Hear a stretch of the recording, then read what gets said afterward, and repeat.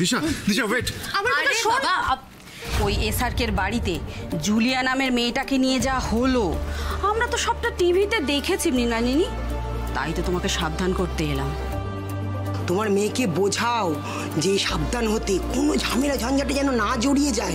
এমনিতেই সে এক ছেলের মা, তার উপর আবার বিয়ে থাও হয়নি, পারবে তো এমন মেয়ের পরে বিয়ে দিতে?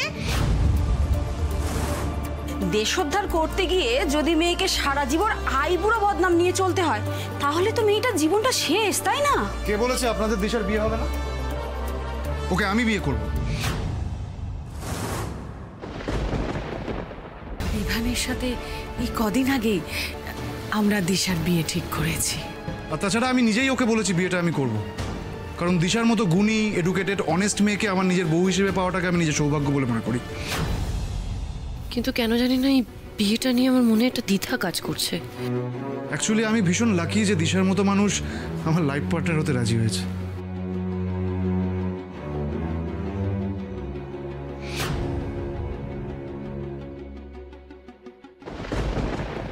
এবার বুঝতে পারছেন তো, আমাদের ভালোটা আপনাদের ভাবতে হবে না। আপনারা প্লিজ আপনাদের ভালোটা দেখুন, আমরা আমাদের ভালো মন্দ সবটা বুঝে নেব। এবার আপনারা আসুন। বাবা কি ঝাঁজ দেখেছো কথার, এই জন্য লোকের ভালো করতে নেই, বুঝেছো তো? চলো চলো।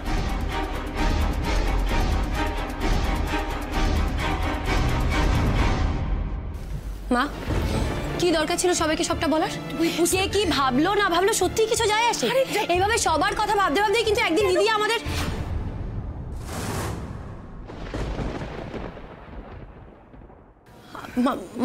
মা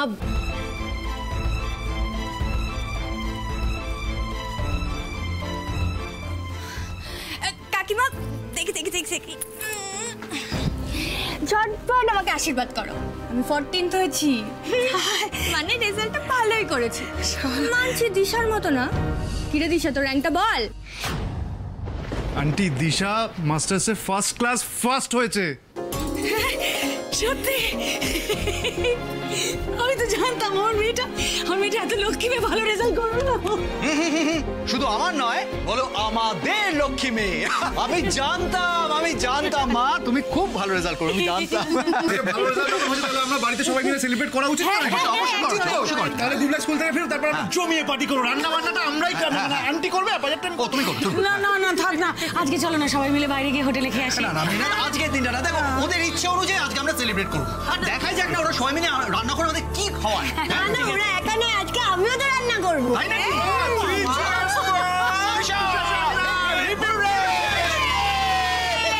কি রান্না করবি?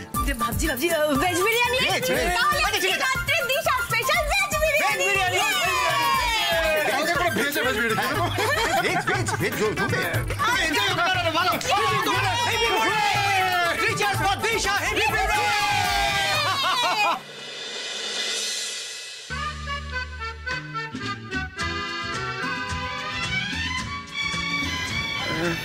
বলছি, ভাবছি কয়েকটা কন্টেন্ট রাইটিং এজেন্সিতে অ্যাপ্লাই করব। হ্যাঁ, কিছুদিন ইন্টার্নশিপ করি, তারপর মাস্টার্সের রেজাল্ট এলে একটা পার্মানেন্ট কিছু খোঁজা যাবে। বল। এই দিশা, আমার একটা ফ্রেন্ডের না ভালো এজেন্সি আছে, তুমি সেখানে একবার ট্রাই করতে পারো। সোশ্যাল রেটিংটাও খুব ভালো, দেখবে একবার। এই শসাটা কাটতো, এই দেখো দেখাচ্ছি তোমাকে, এই দেখো 5 স্টার রেটিং। রিভিউজগুলো পড়ো, সব বুঝতে পারবে। আমার আইসক্রিম কখন আসবে? আমাকে আর কত ওয়েট করতে হবে? আর ওয়েট করতে হবে না, এই তো চলে এসেছে। দেখি দেখি আমি তো সব কটা পকোড়াই খেয়ে নেবো মোটামুটি।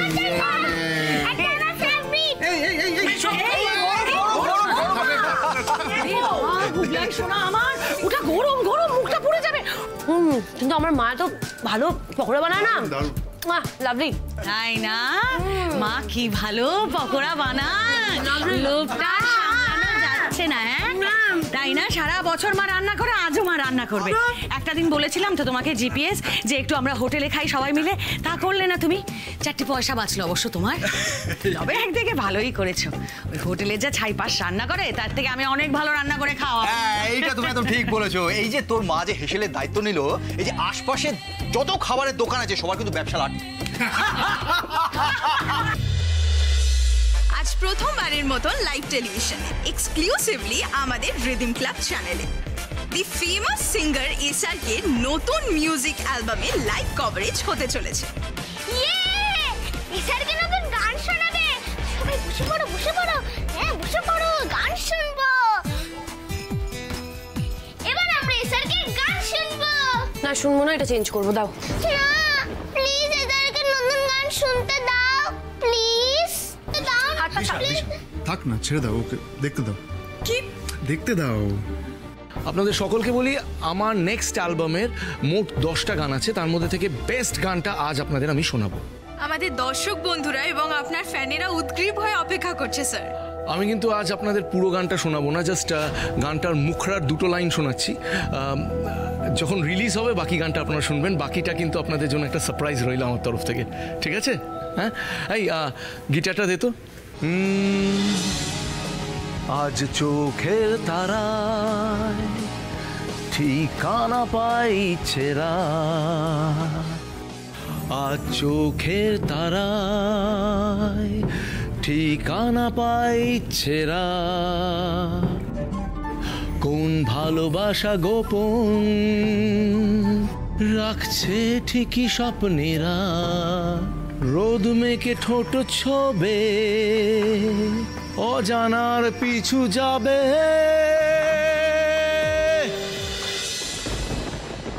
কি এটা তো আমার লেখা গান। এটা এসআরকের কাছে গেল কি করে? গান মানে দিশা, মা এটা সত্যি তোর লেখা গান? হ্যাঁ বাবা, এটা আমার লেখা গান। এই এসআরকে আমার থেকে চুরি করেছে। না না না, এটা আমি ওর নামে চালাতে দেবো না, কিছুতেই না। কিন্তু তোর লেখা গান এসআরকের কাছে গেল কি করে? জানি না রে, সেটাই জানতে হবে। তবে আমি আবারও বলছি, আমার লেখা গান আমি ওনার নামে কিছুতেই চালাতে দেবো না, কিছুতেই চালাতে দেবো না। আমি এক্ষুনি ওখানে যাবো। না তুই কোথাও যাবি না দিশা, আর ঝামেলা করিস না দিশা, ছাড় না। না মা, আমি চুপ থাকবো না, আমি আর চুপ থাকবো না। সেদিন সমস্ত অপমানের বদলা এবার আমি নেবই। দিশা, দিশা,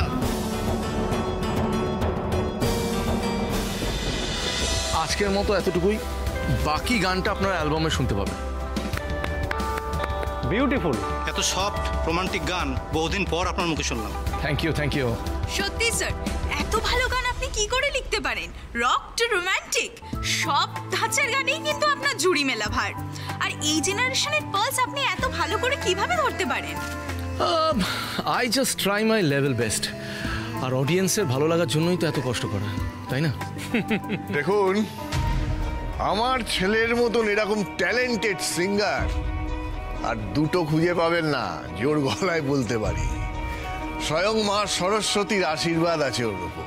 অভিরাজ বাবু, এই গানটা কিন্তু আমার প্রোডাক্টের জন্য চাই। আপনি যত টাকা চান আমি দিতে রাজি আছি, আপনি জাস্ট অ্যামাউন্টটা বলুন। হ্যাঁ, বলবো, তবে তার জন্য আমাকে 1-2 দিন সময় দিন। আমি একটু ভেবে নিই যে ঠিক কি অ্যামাউন্ট চার্জ করব।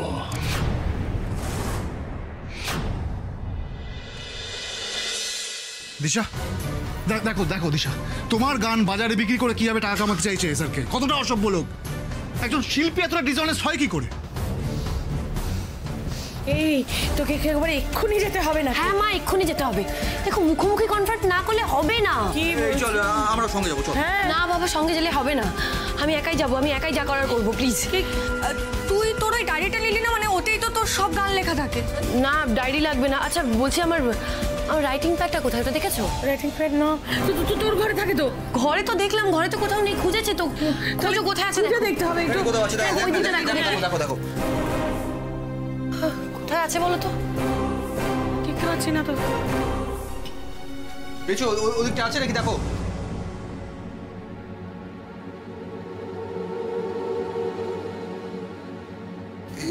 এইটা দেখো তো, এটা কি তোমার রাইটিং প্যাড? হ্যাঁ, এই তো। দিশা, শোনো না, বলছি ওই বাড়িতে তোমার একা যাওয়াটা ঠিক হবে না। অ্যাটলিস্ট আমি সঙ্গে যাই। না না, ও একদম ঠিক বলেছে। আর ও না শুধু, আমিও তোর সাথে যাবো, আমি যাবোই। হ্যাঁ প্লিজ দিশা, প্লিজ। আমার ফোনটা একটু নিয়ে নি, দাঁড়াও। চলো দেরি করো না। চলো বাবা। হ্যাঁ, সাবধানে যা। এই সাবধানে, সাবধানে। Thank you so much to both of you. তাছাড়া আপনারা বাড়িতে এত সুন্দর একটা লাইভ করার ব্যবস্থা করে দিলেন, আপনাদের অসংখ্য ধন্যবাদ। Pleasure is ours. আর তাছাড়া এসআরকের জন্য এটুকু তো আমরা করতেই পারি। এনিওয়েজ অভিরাজ স্যার, আপনি অ্যামাউন্টটা আমাকে একটু জানিয়ে দেবেন। ও শিওর, আমি কালকের মধ্যেই আপনাকে সব জানিয়ে দেব। আজ তাহলে আমরা আসলাম। দাঁড়ান, কেউ কোথাও যাবে না।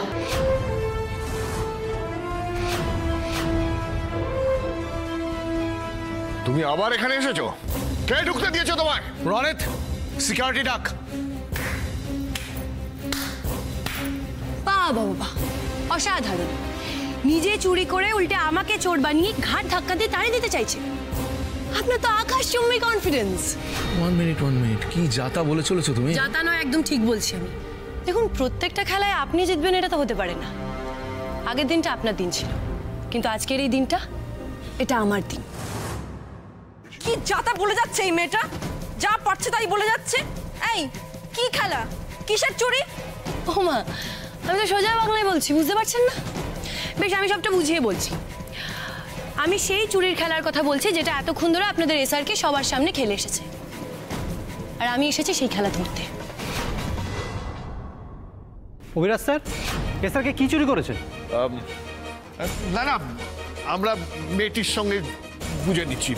শুনুন, আপনাদেরকে যে কারণে এখানে ডাকা হয়েছিল সেটা হয়ে গেছে।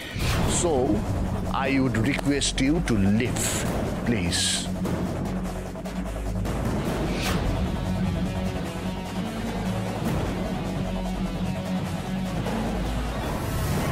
আচ্ছা কাকু, আমরা তো সবাই জানি যে দিশা মাঝে মাঝেই গান লেখে, কিন্তু সেই গান এসআরকের কাছে যাওয়া তো পসিবল নয়। মানে এসআরকে তো কখনো আমাদের বাড়িতে আসেনি, তাহলে ও গানটা পেলো কি করে?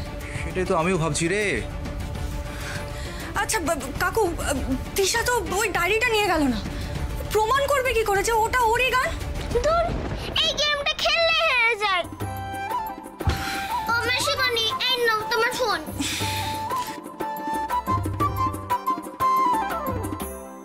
এখানে তোমার রাইটিং প্যাডটা ছিল, যেটার মধ্যে আমি এসআরকে ছবি এঁকেছিলাম। ওটা কোথায় গেল দাদু ভাই? আরে গুবলাই, তো রাইটিং প্যাড তো তোমার মা নিয়ে গেছে, আর তুমি ওই রাইটিং প্যাডটা এবার খুঁজছো কেন?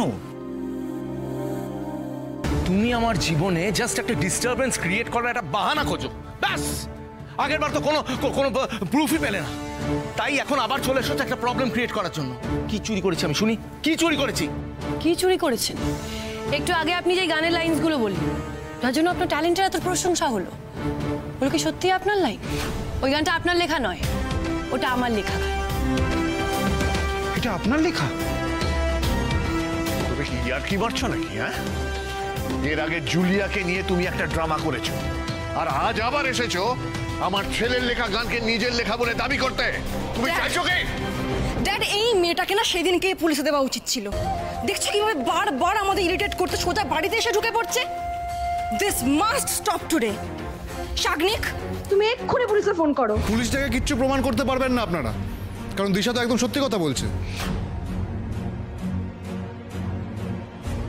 কারোর ক্রিয়েটিভ প্রপার্টি চুরি করে নিজের নামে চালানোটা একটা অপরাধ, সেটা আপনি না জানলেও আশা করি এসআরকে তো জানার কথা। না, ওয়েট 1 সেকেন্ড, আমি বুঝতে পারছি না কি বলছেন আপনি। আপনি বলতে চাইছেন এই গানটা এই মেয়েটা লিখেছে? ইম্পসিবল, আমি বিশ্বাস করি না।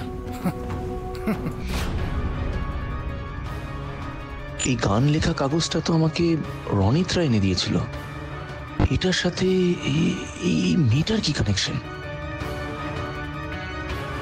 আমি না এতদিন ভাবতাম আপনি অ্যারোগেন্ট, না কুচু, মানুষকে মানুষ বলে মনে করেন না, সবকিছু পয়সার বিনিময়ে কিনতে চান। কিন্তু এখন বুঝতে পারছি চুরি, চিটিংবাজি এসব কিছুর অভ্যেসও আপনার আছে। তো বলছি, আজ অব্দি আপনার যা যা গান ফেমাস হয়েছে সেসবটাই কি চুরির মাল? না মানে এভাবে অন্যের জিনিস নিজের বলে চালানোর ধান্দাটা আপনার কতদিনের? বলুন। Just shut up, I say. Just shut up! আপনি আমার সাথে এইভাবে কথা বলতে পারেন না। নইলে কি করবেন আপনি? আজ না আমিও দেখতে চাই আপনি ঠিক কতটা খারাপ করতে পারেন। 1 মিনিট বাবা, এদিকে আয়।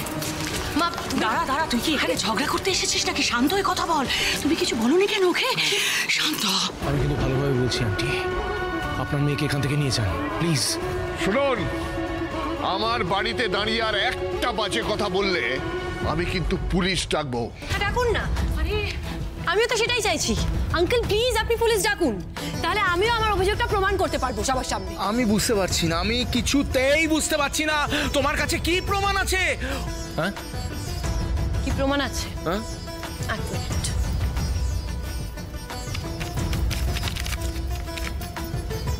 এটা প্রমাণ।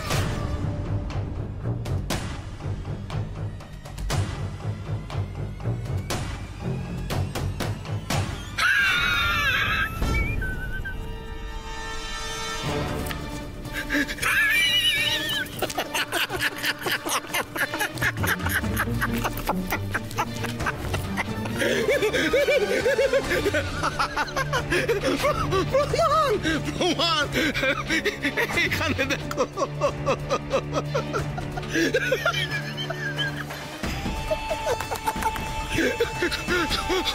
প্রমাণ, দিস ইজ ইয়োর প্রমাণ।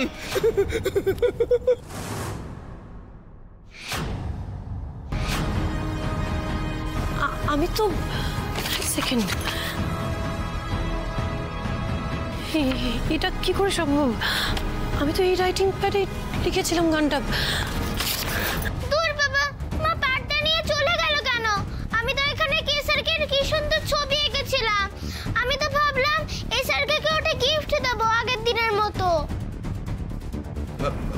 মানে গুবলাই, তুমি আগের দিন কাকে কি দিয়েছিলে? কেন, নারকেল নাড়ু। এসারকে ভাই আর ফ্রেন্ড এলো না, তখন তো মার কৌটো থেকে নাড়ু বার করে ওই রাইডিং প্যাডের পাতাটা ছিঁড়ে তাতে মুড়ে একটা বাক্সে ভরে দিয়েছিলাম রনিত আঙ্কেলকে। কাকু তার মানে এভাবেই দিশার লেখা গান সৌমর কাছ অব্দি পৌঁছেছে। স্মৃতি, এক্ষুনি দিশা একটা ফোন কর, এক্ষুনি।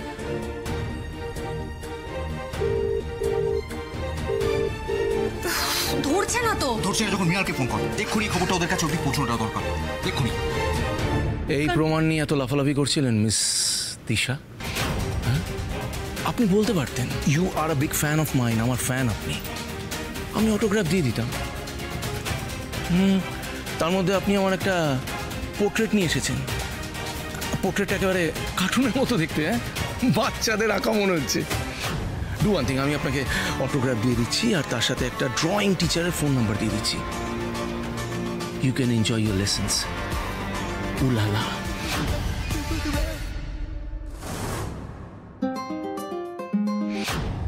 হ্যাঁ বল স্মৃতি। হ্যালো কাকিমা, আমি সত্যি কথা বলছি। এই রাইটিং প্যাডে আমার গান লেখা ছিল। আমি এক সেকেন্ড, এই দেখুন, এই যে এখানকার পেজটা ছেঁড়া, এই যে এখানে স্পষ্ট দেখা যাচ্ছে। মিস দিশা, এই যে আই থিঙ্ক আপনার কোথাও একটা কোনো ভুল হচ্ছে। এই গানটা দাদাভাই লিখেছে, কারণ দাদাভাই আজকে সারাদিন বাড়িতেই ছিল, কোথাও বেরোয়নি। তাহলে আপনার লেখা গানটি দাদাভাই পাবে কি করে? আমি বলছি তো শাগনিক, ও মিথ্যা কথা বলছে, ডাহা মিথ্যা কথা। না, আমার মেয়ে মিথ্যে বলছে না দাদা, ও সত্যি কথা বলছে। সত্যি এই গানটা ওরই লেখা। তাহলে কি বলতে চাইছেন? গানের পাতার দুটো ডানা গজিয়েছিল যে আপনার বাড়ি থেকে উড়তে উড়তে উড়তে উড়তে আমার বাড়িতে চলে এসেছে? না না, উড়ে উড়ে আসেনি। উড়ে উড়ে কি আসা সম্ভব? আসলে রনিত আমাদের বাড়ি থেকে আপনার ছেলের জন্য একটা নাড়ুর গিফট নিয়ে এসেছিল, সেই প্যাকেটের সঙ্গেই হয়তো চলে এসেছে। এই তোরা ওনাদের বাড়িতে কেন গেছিলিস? আসলে আগের দিন যে ব্যাপারটা ঘটেছিল, মানে যে অশান্তিটা হলো আর কি দাদা ভাই, তার জন্য ওনাদের কাছে ক্ষমা চাইতে গিয়েছিলাম আর কি। তাই বাপ, কে পারমিশন দিয়েছিল তোমাদের? আমাকে না জানিয়ে ওদের বাড়িতে গিয়েছিলে কেন? উত্তর দাও। তাহলে ওই গিফট, আসলে ওই বাড়ির যে বাচ্চাটা ছিল না, সেই বাচ্চাটা তোর খুব খুব বড় একজন ফ্যান। ইনফ্যাক্ট ওই পাঠিয়েছিল তোকে ওটা দেওয়ার জন্য। একটা কাজ করুন, ওই যে কাগজে নাড়ুটা দেওয়া হয়েছিল ওটা আনুন, তাহলেই সত্যি মিথ্যে সবটা প্রমাণ হয়ে যাবে। ওই কাগজটা আমার ঘরের ডাস্টবিনে পড়ে আছে।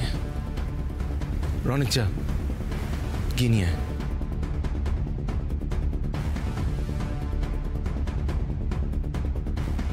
আর ওই কাগজ দেখে যদি প্রমাণ হয়ে যায় যে তুমি মিথ্যে কথা বলেছ, তাহলে তোমার অবস্থা যে আমি কি করব সেটা তুমি দেখতে পাবে।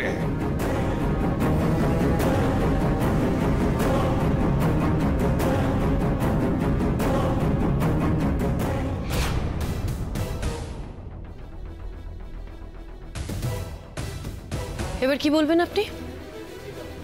এই গানটা আপনার লেখা, নাকি আমি এটারও প্রমাণ দেবো যে এই হাতের লেখা আপনার নয়, এটা আমার হাতের লেখা?